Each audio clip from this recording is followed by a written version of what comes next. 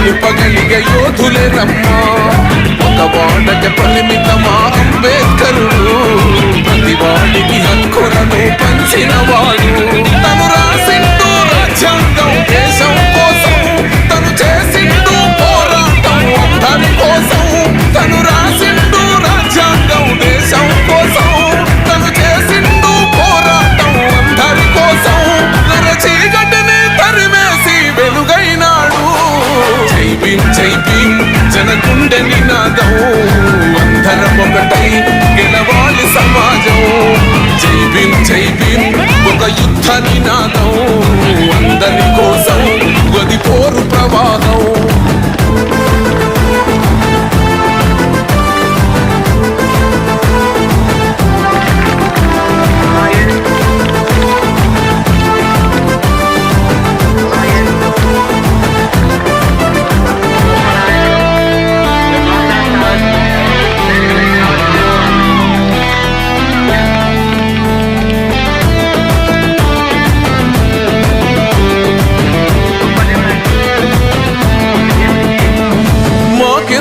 మాది కాదు ఆ నినాదం, గని అవగాహన లేకున్నది కొంత సమాజం. రాజ్యాంగం ప్రతిఫలాలు పొందుతూ జనం, అది అంటేందని అడిగే అవివేకుల దేశం. జీవితాన్ని ధారపోసినాడు రమణకై, అవమానాలనుభవించి నిలిచెర బలమై. భావితరాల బతుకులు మార్చుట కొరకై, అనసబడిన వాళ్ళ కొరకు పుట్టెర వెలుగై. నువ్వు చదువుతున్న ఈ చదువు ఆయన రాతే, నువ్వు చేసుకునే ఈ నౌకరి ఆయన రాతే, నువ్వు పొందే ఏ పదవైనా ఆయన భిక్షే. జై భీమ్ జై భీమ్ జనగుండె నినాదం, అందరం ఒకటై గెలవాలి సమాజం. జై భీమ్ జై భీమ్ ఒక యుద్ధ నినాదం, అందరి కోసం గది పోరు ప్రవాహం.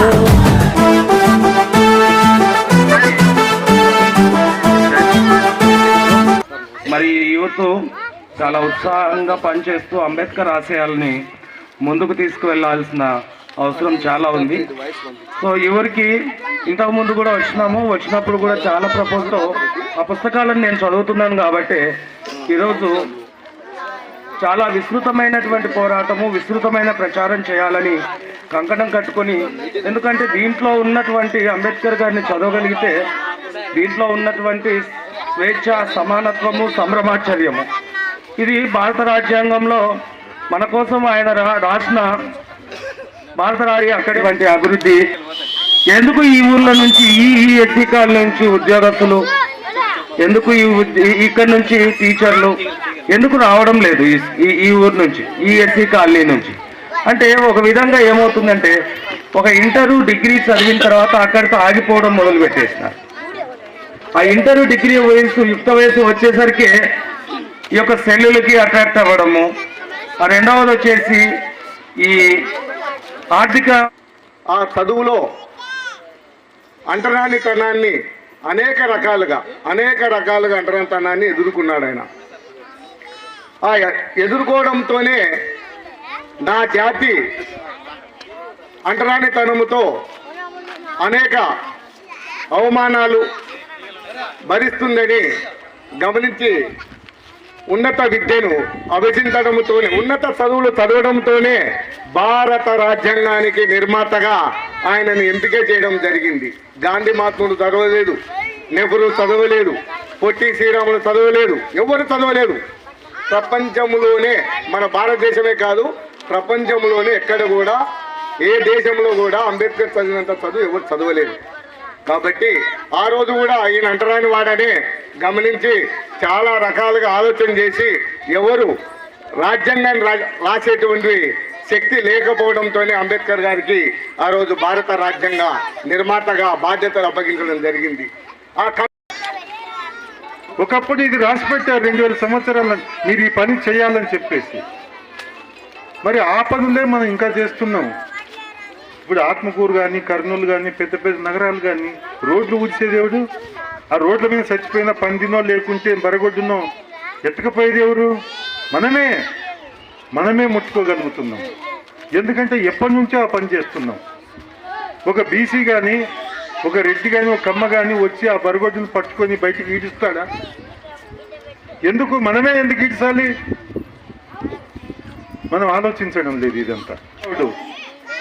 నలుగురు పిల్లలను, పసిపిల్లలను, 2 సంవత్సరాల వయసు పిల్లల్ని సరైన తిండి లేక, సరైన సమయంలో వైద్యం లేక, 4 పిల్లలు, 5 మంది పిల్లలు అయితే ఒక్కరే బతుకుతాడు. మొట్టమొదటి పిల్లడు యశ్వంతరావు అని ఆ పిల్లోడు ఒక్కడు బతుకుతాడు.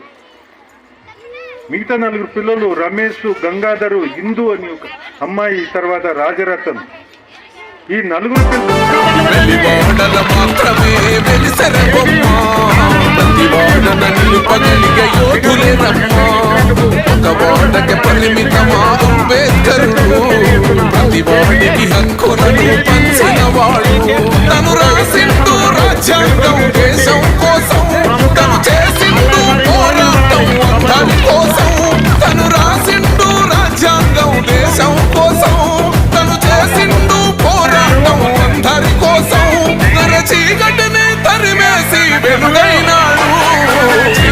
జై భీమ్ జనగుండె నినాదం, ఒకటై గెలవాలి సమాజం. జై భీమ్ ఒక యుద్ధ నినాదం, అందరి